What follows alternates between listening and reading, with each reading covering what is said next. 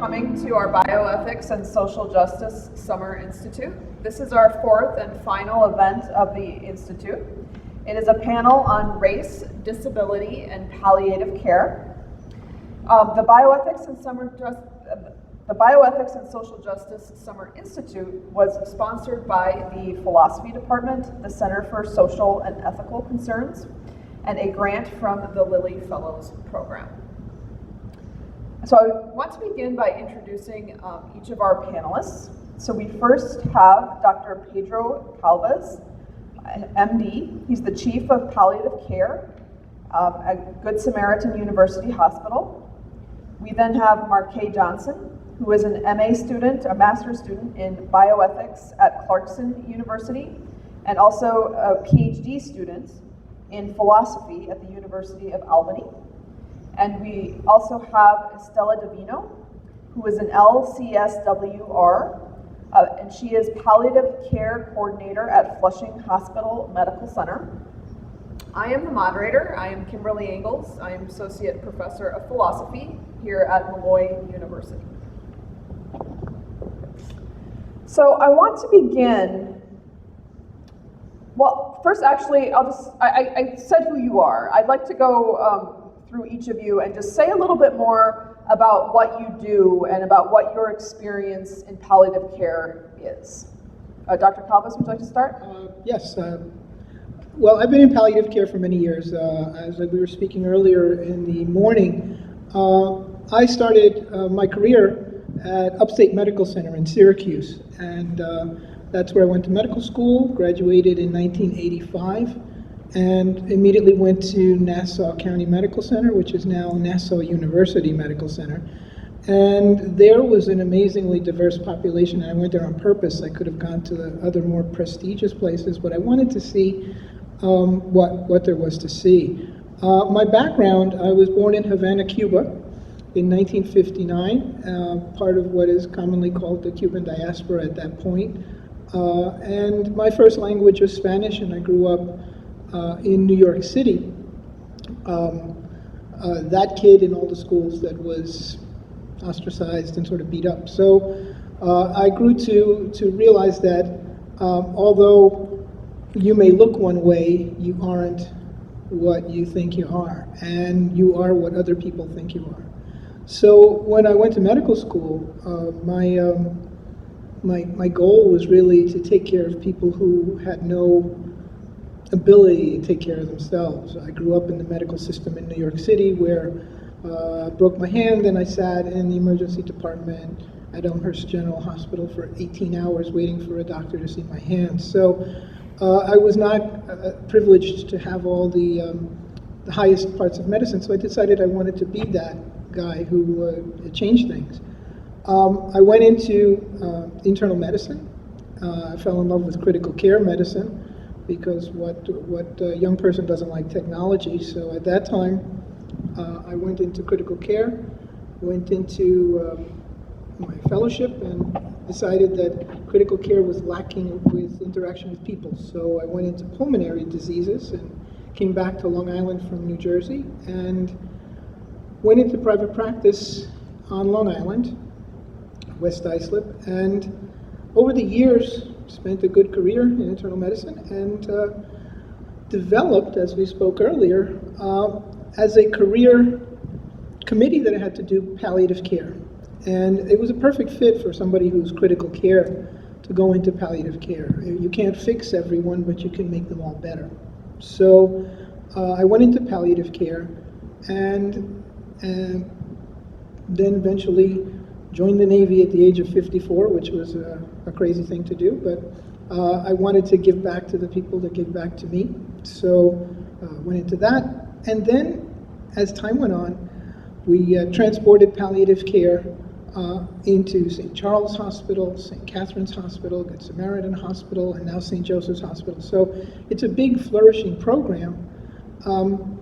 But as, again, we discussed earlier, there are major gaps in our ability to deliver it and understanding who we're delivering to. So this panel is absolutely perfect for where I am now and where I hope to be in the future. Excellent, thank you so much. Markaé? Hello. So I'm actually a little bit earlier on in my career. So as previously stated, I am a student in a dual program. So professionally, my experience has been in the clinic. So I was in various supporting roles as a phlebotomist, but also as a medical scribe, both in clinic and in private practice. So I definitely was able to gain a lot of experience and a lot of insight to what's happening in that space. Currently, I work in pharmaceuticals and support clinical trials. So that's a kind of completely different perspective to view medicine from, especially. But in both experiences, it definitely highlighted, as what you were previously stating, certain communities are not getting the same type of interest, same type of treatment, the same type of buy-in to making sure that the resources that are available to others are available to them as well. That the treatment that they receive is similar to the treatment that others receive. And when that's not happening, it creates a lot of spaces for ethical dilemmas. And that's primarily where I'm super interested in, looking at where that friction presents from an ethical perspective. What questions are the physicians being presented with or developing when it comes to providing care? But also on the flip side, what does that experience look like for the patient, for their families? What is that experience like? And taking it now more pointedly to what we're talking about on this panel today, which is palliative care, I think for me, my perspective is very interesting when you have a patient present and their condition worsens. And how do you look to go and have that conversation? And how important it is to understand the history behind that community, especially when it comes to interacting with a medical institution, and how those can create possible ethical dilemmas, or just out front in the open ethical dilemmas that a physician has to interact with right up front, right when they go into the room with interacting with that patient. But again, to echo sentiments, I think this panel is on point. It's definitely hitting on topics that are really on the pulse of what I think this current generation is really looking to focus on. Hi, my name is Estela Divino, licensed clinical social worker, and I serve as the palliative care coordinator of Flushing Hospital Medical Center, which is in the heart of Flushing, Queens. We are under the umbrella of Medicis, which also operates Jamaica Hospital, which is in Jamaica, Queens. The population that we serve is very, very diverse, with Flushing having a large Asian community, so Chinese, Korean, Filipino, also the South Asian, Indian, Bangladesh, and Pakistan. With Jamaica servicing also a diverse population, primarily Guyanese. There's a large Guyanese population in Richmond Hill and South Ozone Park, as well as a Caribbean population and African Americans. So within Medicis, we have a very robust palliative consultation services for our patients in our hospitals. And we also have one of the largest fellowship programs, so we're responsible also for training our future palliative physicians.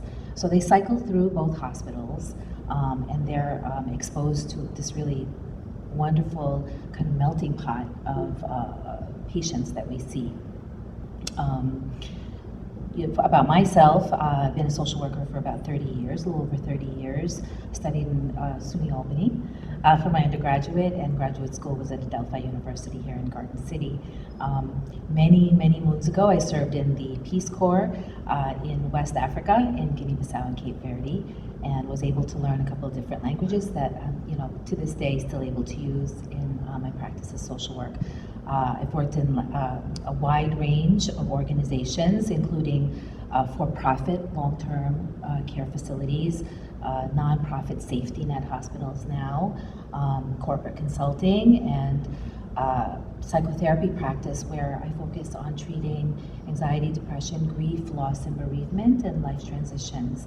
I'm very happy and excited to be bringing the social work lens to this discussion on race, disability, and palliative care, and how it affects the population that we all currently serve. I think it's really important for us as professionals to participate in professional development with our colleagues so that they see this topic from various different lenses and different disciplines. So I'm glad to be here. Thank you.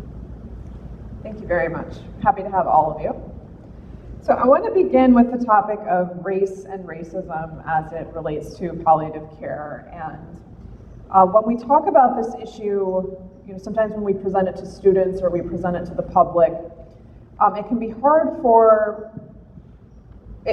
sometimes to immediately grasp what some of the issues related to race and racism are. Because there's this perception that, while we have laws against racism, or we have there's supposed to be policies in place that those kind of things aren't supposed to happen. And there's not really a full realization that there is no medical practice or even scientific practice that is value neutral. So there's always going to be cultural values at play, and everything takes place in a social and cultural context. And sometimes these issues related to race and racism manifest in subtle ways, in ways that you wouldn't expect. Sometimes they come in situations just in terms of assumptions that people are bringing to the table, biases that people might not be aware that they have. They don't even recognize that it actually is a bias because they think it's just kind of the default, normal perspective, and not realizing that they're bringing a lens to the table. So we have to, in this topic, I think, and what you all are going to bring to the table is helping think through that issue and expand the conception of how race and racism actually can, lead to these dilemmas, these issues, just these conflicts that we might not be immediately obvious. So I want to start the conversation just asking all three of you, what are ways that you've seen concerns related to race and racism impact palliative care and the care that patients receive? Would you like to start? Sure, I can start. Just off the top, I see communication as a big factor when working with a patient population that English is not their first language.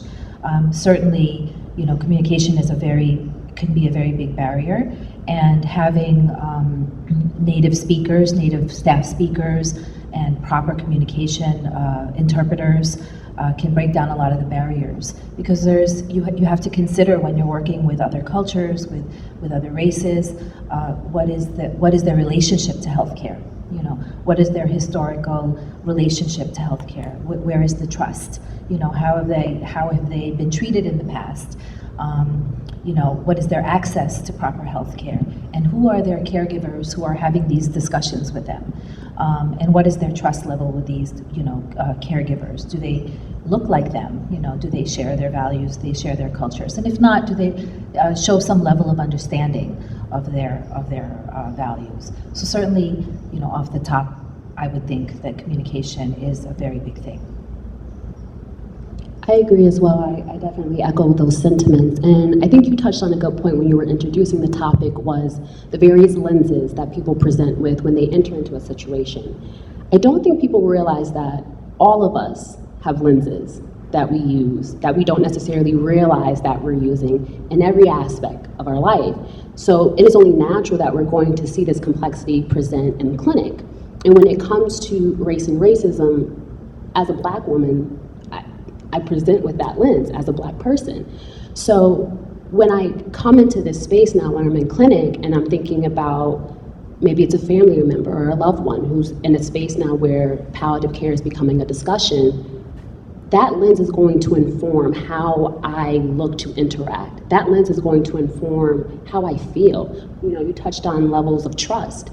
Well, if medical institution has a very long history, and I come from a community that hasn't had the best history with that institution, there's going to automatically be that level of distrust. And I think at times, going back to communication, if a physician or any type of medical staff is going in and looking to simply have a conversation, they may automatically know this person doesn't feel comfortable with me. I'm having difficulty getting information. I'm having difficulty trying to relay information so now we can make informed decisions about their care. You have to start at the beginning.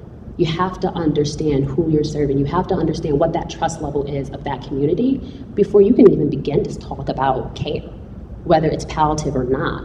So I think going back to communication, but touching on that trust, touching on what lens are you operating from versus the lens that the patient that you're serving is operating from, and then trying to find middle ground if you can, some type of connectivity there. I think that will then open the doors to any subsequent conversations, after that.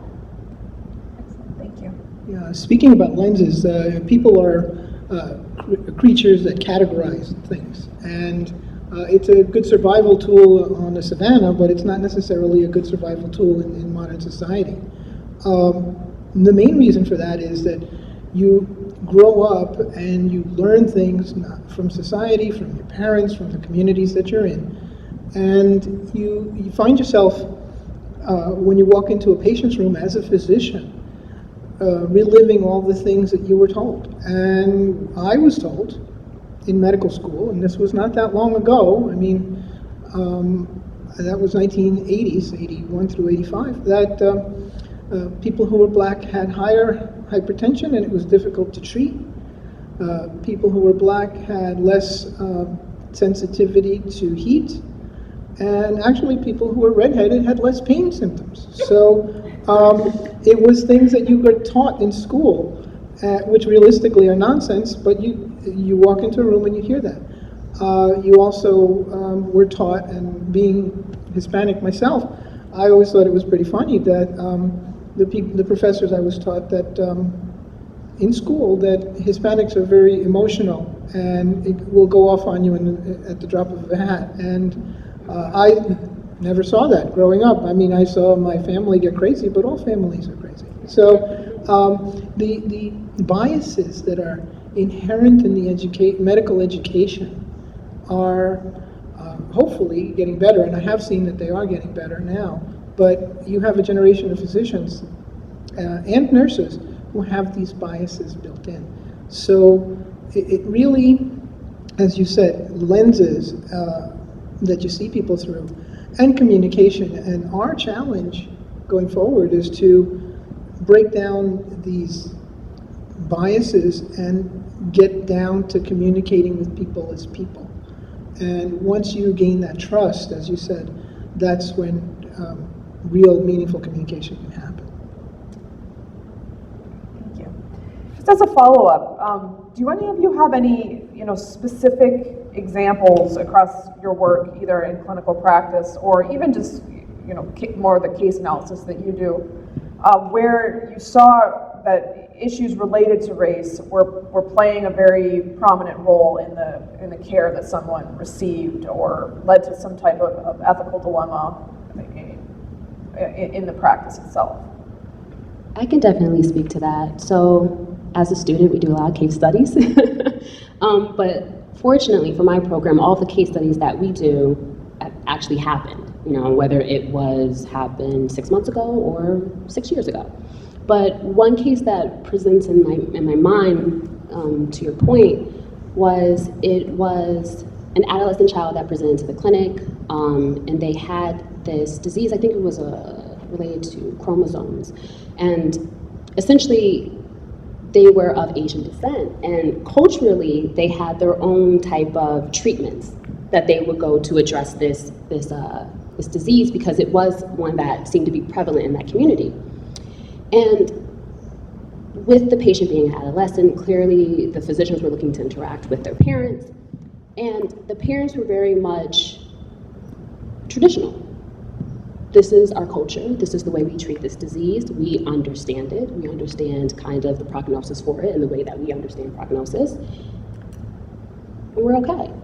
But from a medical perspective, they're like, no, we have all these technological advancements, we can prolong this child's life, we can increase the quality of life. And it was hard because I think what happens sometimes in the clinic, and this is where these ethical dilemmas can present themselves, is when you're having medicine rub up against and create this friction between the culture of the patient.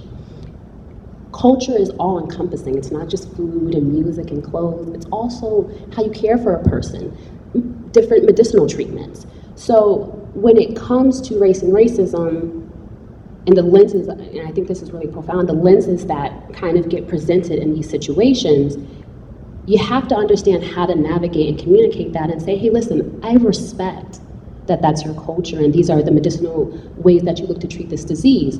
Maybe we can try to find some type of care plan that looks to include both, where you feel seen, your culture is respected, but we can also start to introduce and try these new technological advancements from a medicine side, from a Western medicine perspective that we have. I think medicine sometimes doesn't do the best at creating spaces for individuals that probably in the original or very beginning of the institution, they weren't seen. They weren't part of the population that had value, unfortunately. Like, that's what it was back then. And now creating these spaces where, okay, now you are valuable, but I don't necessarily want to get into the mix of your culture. But my culture is a part of me. It makes up who I am. And I think if we're looking to heal people, right, to treat them, you have to treat the person. That's the more ethical approach for medicine. It's not just the disease and let me fix you, but it's the person, the totality of who they are. So that's the example that readily popped into my mind with this conversation. Yeah, absolutely. Thank you. You're welcome. For me, Flushing Hospital, as I said, services a large Asian population, and we're fortunate in our palliative team in that our nurse practitioner is of Chinese origin, so she speaks two different dialects, and we really learned a lot from her in terms of some of our cases. And recently we had a case, a patient that was nearing end of life, and the family was not quite on board yet with hospice. It had a lot to do with, accepting end of life, but also really valuing, life and their beliefs on withholding feeding tubes. My colleague said, there's really, you have to take into consideration, our culture's idea of the hungry ghost, going into the next life hungry. And even if the patient is not able to properly swallow, maybe a risk for aspiration or whatever, it's still very important, to put food in the mouth and to, have that way of caring for the patient and fulfilling that part of what's important to the culture, to this family. And so that was a really learning experience for us where we could come up with a middle ground of, not necessarily withdrawing the tube feeding that was already in effect, but, also in addition to that, maybe maybe adding pleasure foods, and then slowly withdrawing the feeding tube. And that was a really, I think, nice way to honor the culture, to gain the family's trust, and not to push an agenda that they felt was counter to their culture and to their beliefs. Excellent, thank you. Yeah, I have a little bit more graphic case. Unfortunately, a case I was involved with within the last month.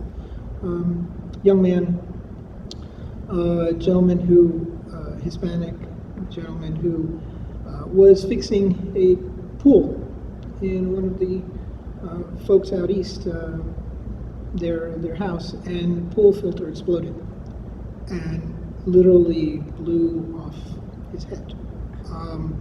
He was brought to the hospital, and he was, by miracles of modern medicine and surgery, he had his head reconstructed, and unfortunately though, his mental status was not there, and he was essentially brain dead.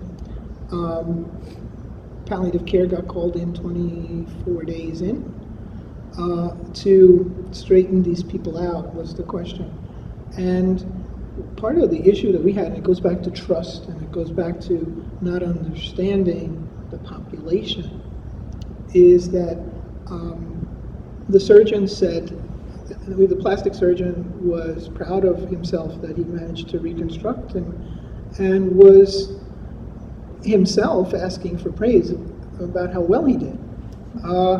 And part of the problem was that nobody had addressed the fact that this young man was essentially dead, and what they failed to convey to the family was that what you see here is not, this person is not going to survive.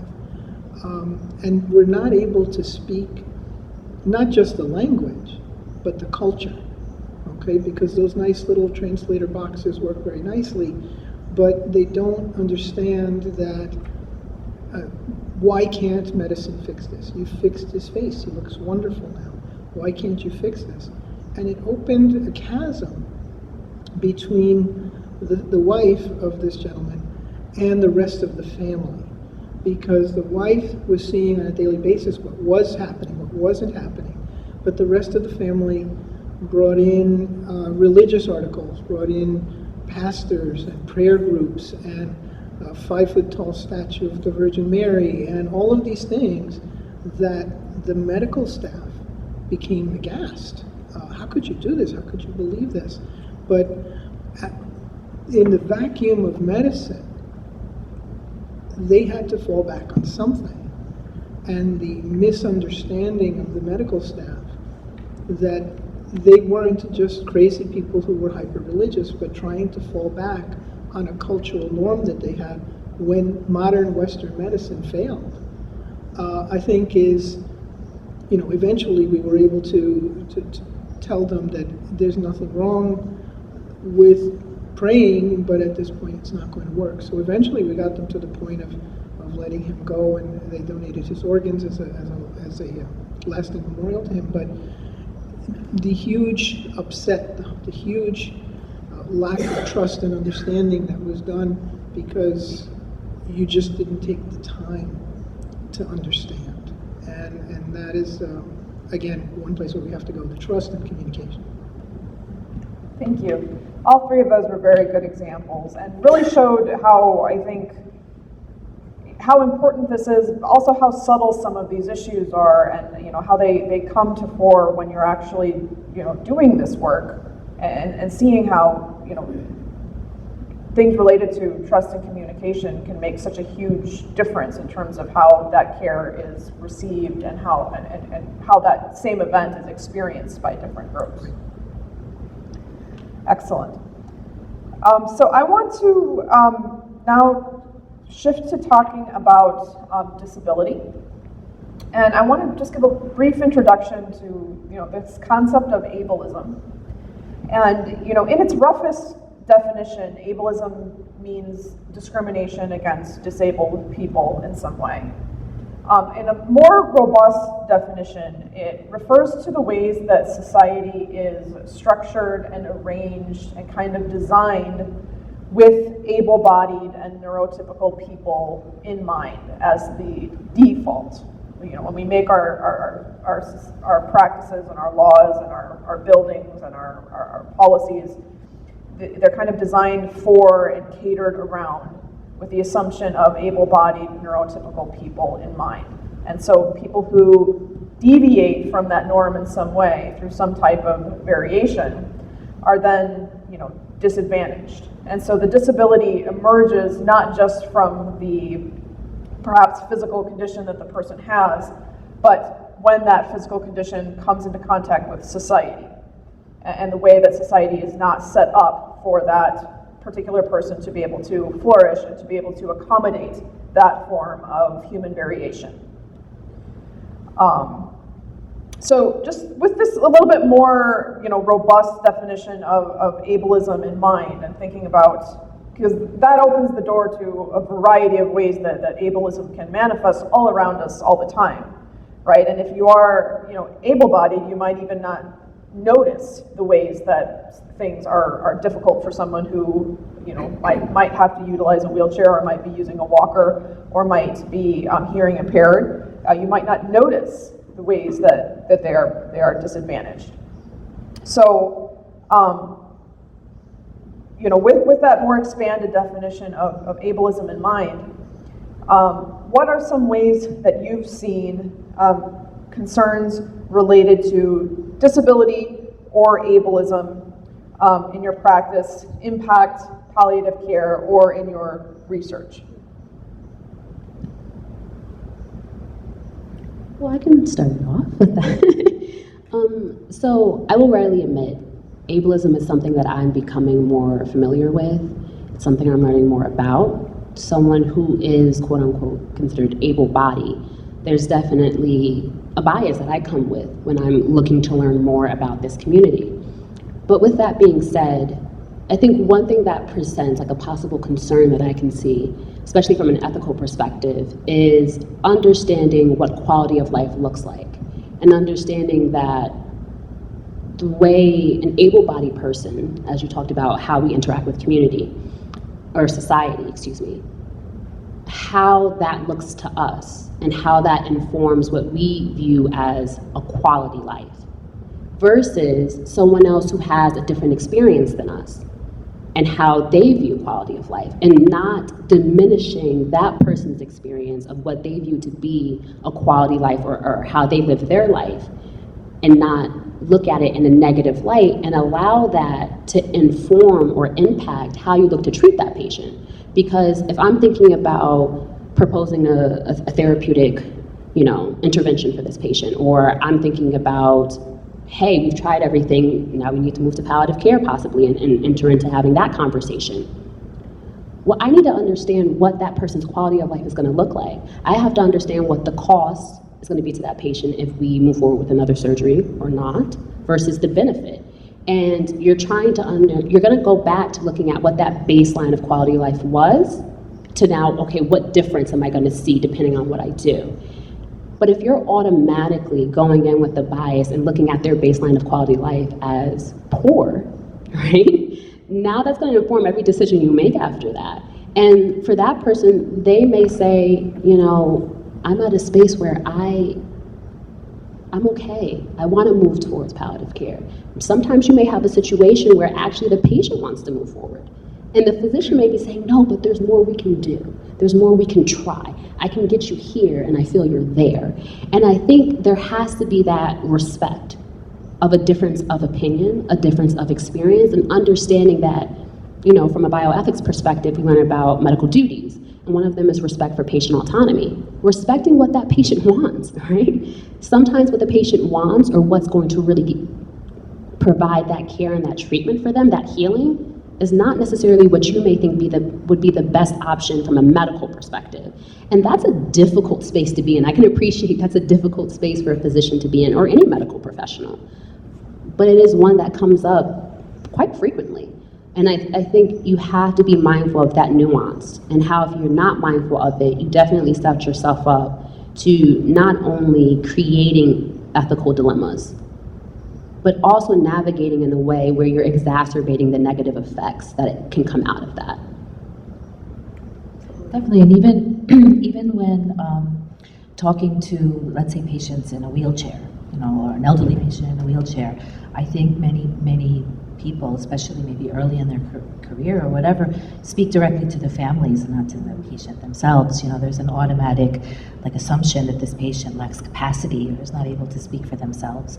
So I think those physical barriers, the things that we see, the cane, the walker, somebody visually impaired or maybe needing a hearing aid, but it's not in, so they can't hear you, and so the automatic assumption is that they have dementia or they don't understand. Are things that health providers and healthcare workers really need to be aware of. In the hospital setting, whenever we have patients who have intellectual disabilities or developmental disabilities, there's definitely an additional layer of protection in that there's an agency, Office for People with Developmental Disabilities, also known as OPWDD. And before you can ever de-escalate care for that patient, you must go through OPWDD and go through a checklist. So even if the family wishes to de-escalate, or they, define what quality of life for this patient would be, the hospital still must go through OPWDD, so that there's a second set of eyes to, agree or to disagree, and maybe Dr. Calves can talk more about this in the medical, sense of it, before they can agree to move to the next step in palliative care and de-escalating care. Yeah, that's a bit of an issue, mainly because you have to speak to people who don't know the case, and they just know a theoretical case. I was going to bring about sort of a coming around from the other side, ableism, using my own family as an example.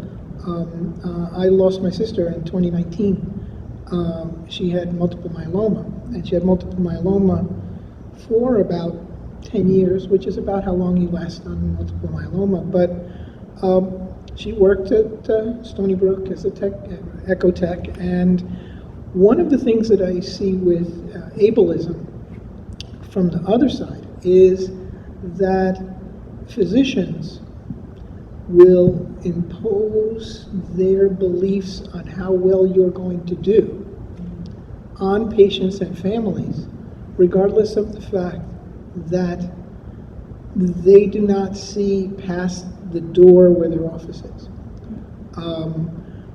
If you know anything about multiple myeloma, it has a lot of good results with chemotherapy nowadays.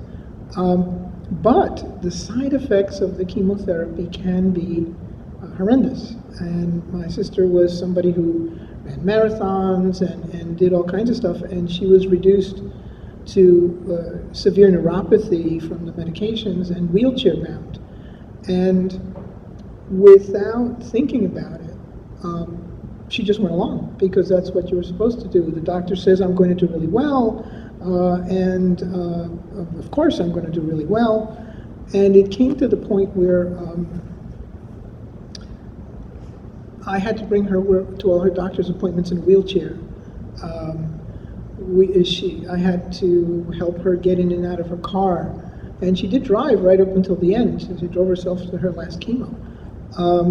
But it was with disability modifications to her automobile. And this was somebody who was imperfect, able to do everything.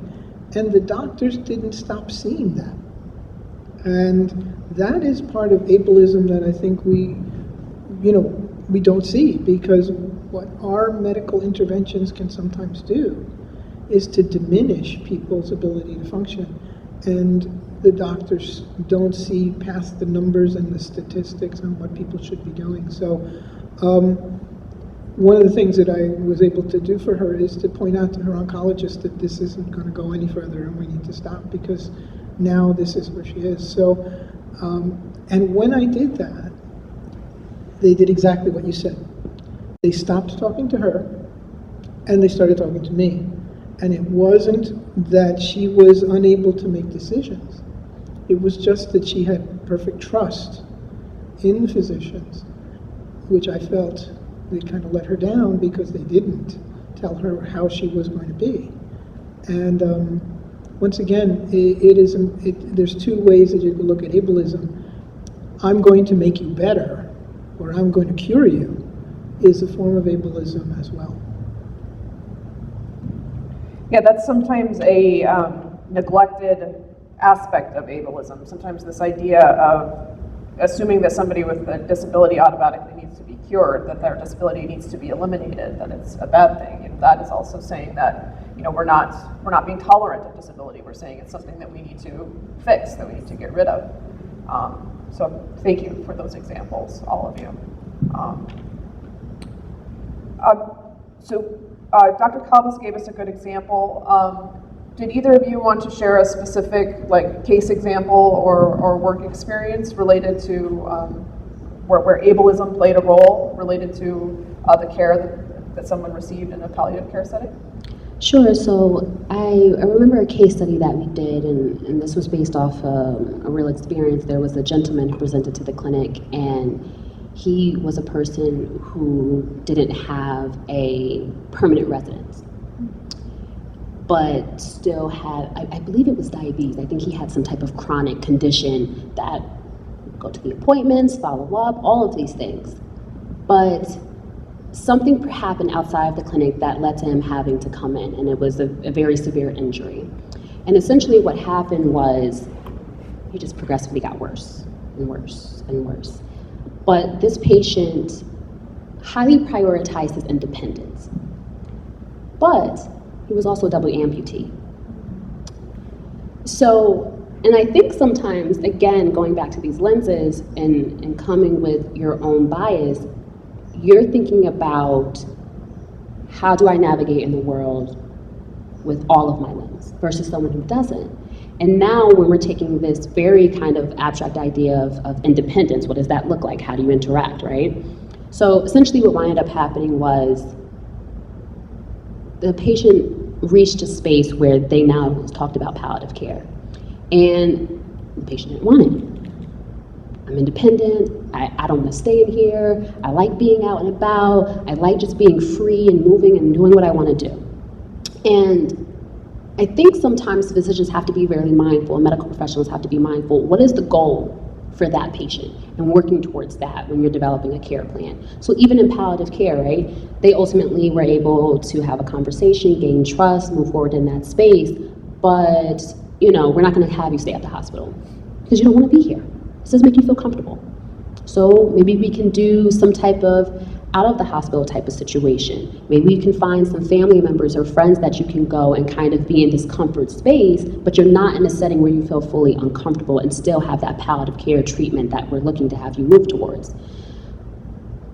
With ableism, a person can still live a full life, have a quality of life, have a real well quality of life, but also still have different needs, even when you're moving into palliative care, or even if you're not moving into palliative care. And I think a physician or a medical professional has to be mindful of what that looks like. Because if you're not mindful, again, you're creating these instances of ethical dilemmas.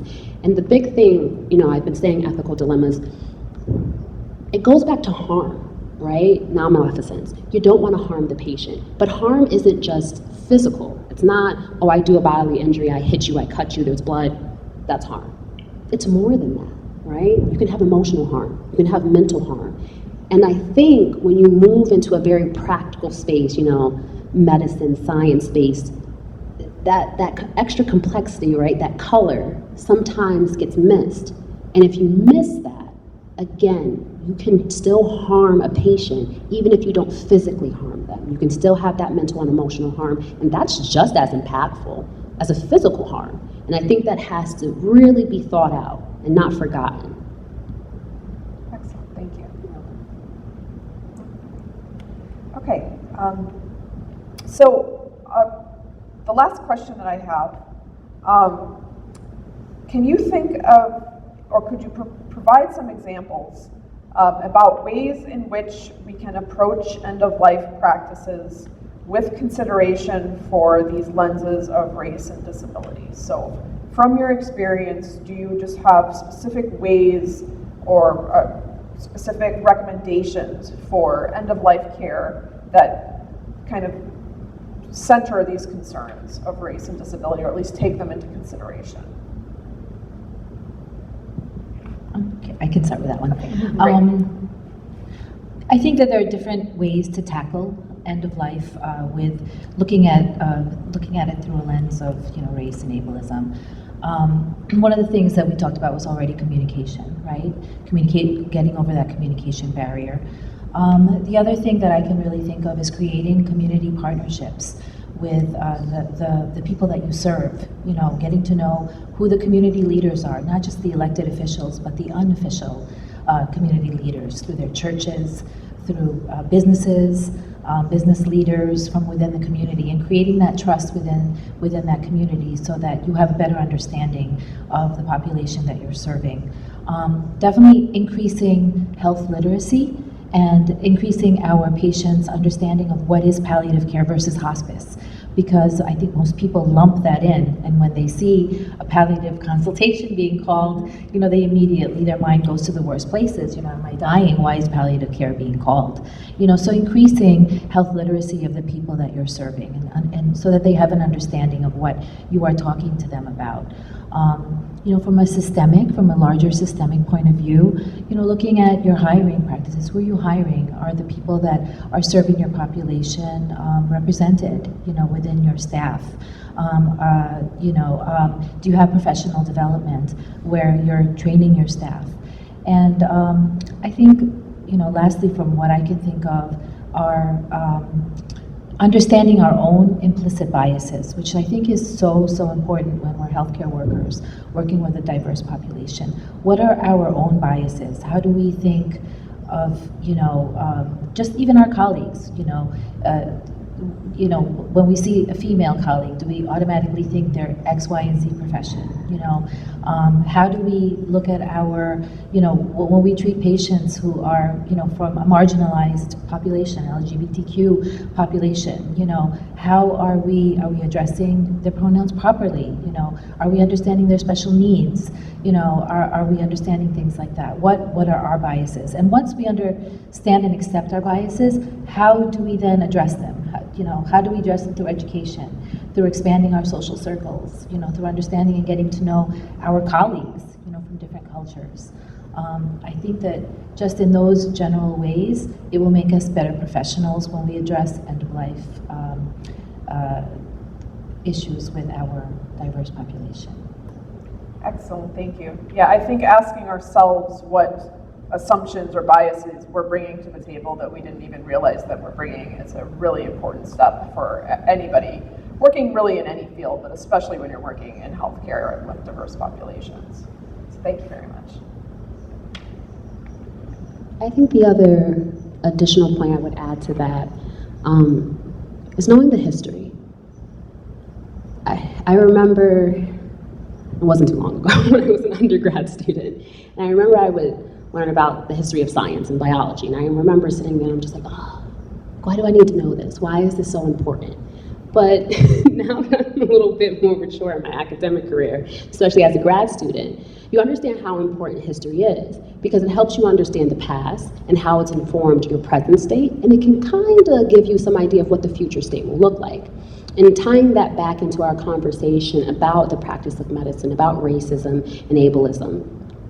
Again, as I previously stated, the history of the medical institution is very long. So understanding the population you're serving and looking to have communication and building trust, you have to understand what the history is, and more importantly, trauma, right? You have to understand the trauma that is within that community, especially when they come and interact with your institution. And I think when you are able to really unpack that, or even just gain a very surface level understanding, and come in and say, hey, listen, I don't know everything, right? And I don't know all of the history, but I have some understanding, and I really want to make sure I understand that part of you so I can look to treat you in the way that best serves you. That alone will open so many doors and will introduce that trust, will introduce those lines of communication. And if done enough, the trauma that we're seeing on a community level, right? Because, you know, you can see trauma in the Black community, in the Hispanic and Latinx and Latino community, the Asian community, you know, the trans community, LGBTQ. There is trauma there. And if that is not fully understood, if that history is not there, then there's a gap, there's a blind spot. And we all know blind spots do not serve us well.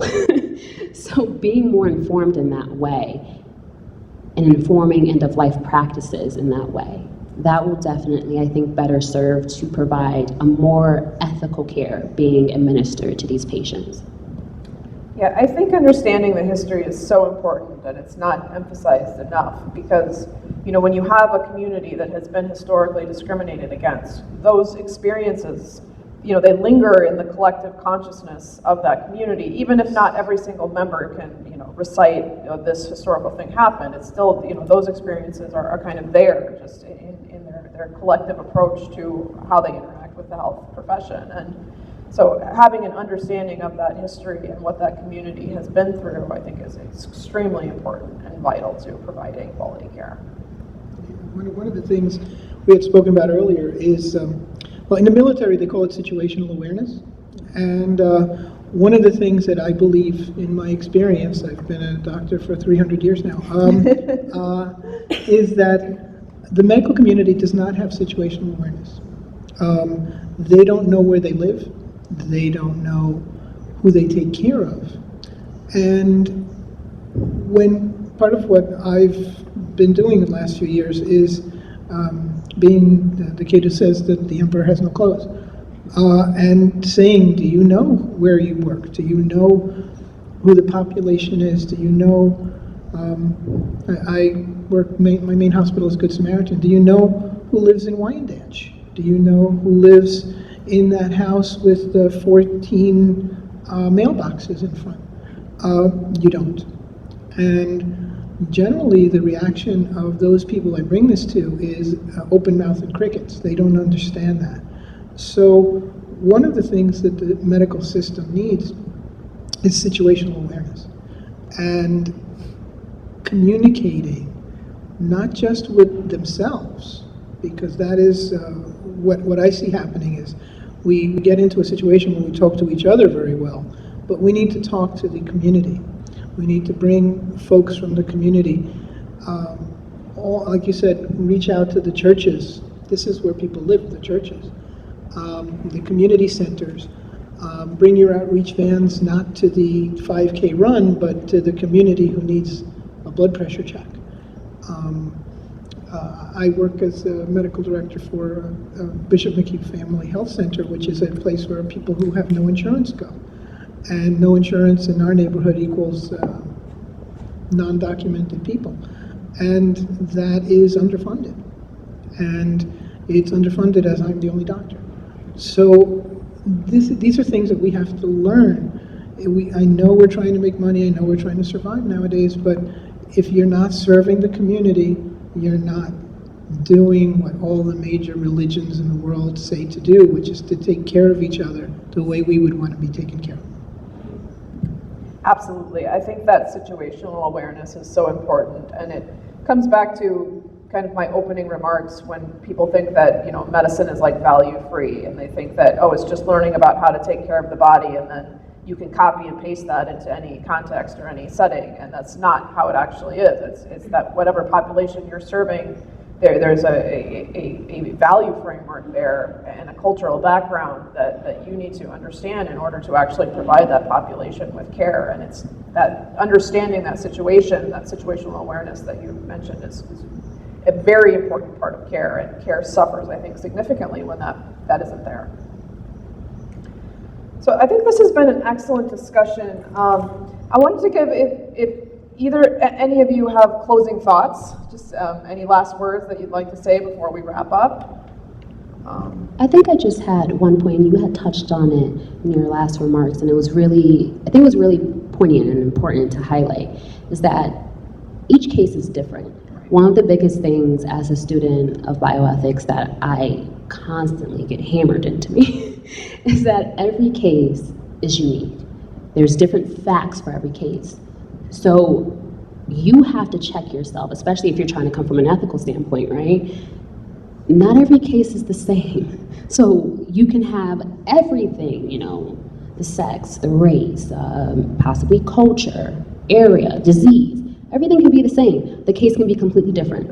And you can come up with a completely different, like, next steps for that case. And I think the biggest thing I took away from having that experience as a student was it really, really honed in for me that it's the uniqueness.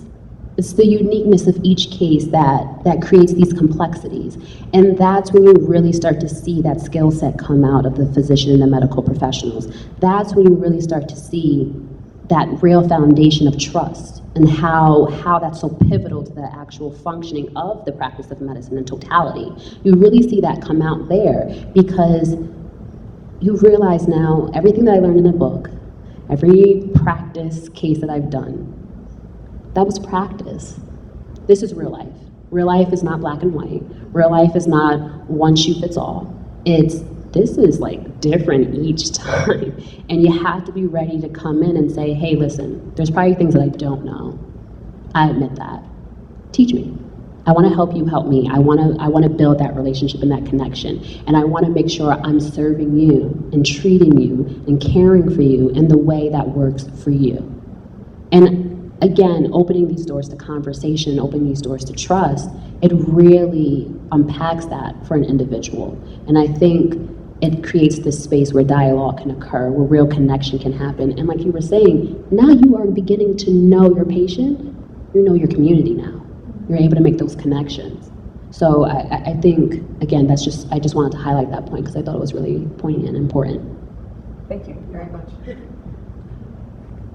For me, I think that we're not going to get it right every time. You know, we're going to make a lot of mistakes along the way. And it may come just from a place of not knowing and learning.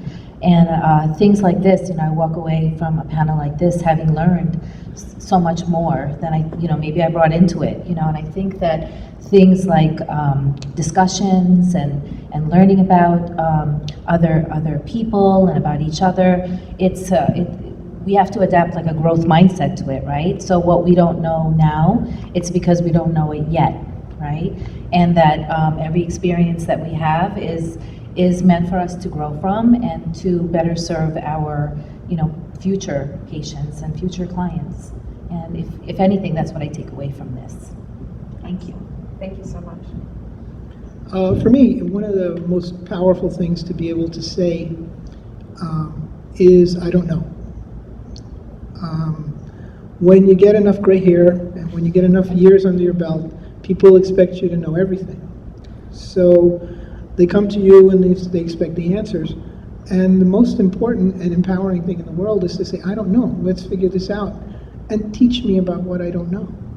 And I think that once we get the medical hierarchy, the medical institution as an entity, to be able to say, I don't know, and not feel like they're stupid, but they really don't know, then you're going to hit where you're going to get to the point where you can understand people, LGBTQ, different races, different religions, different lifestyles, can teach you and can tell you about what their needs are.